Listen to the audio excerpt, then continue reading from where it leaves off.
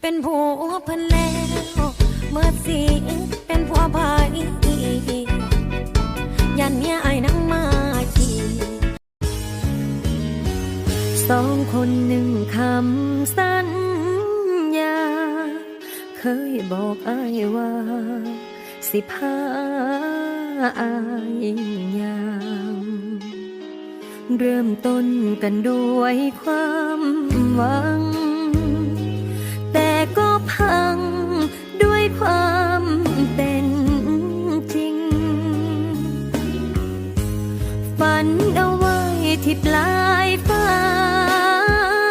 แต่โชคชะตาให้อยู่บนดิน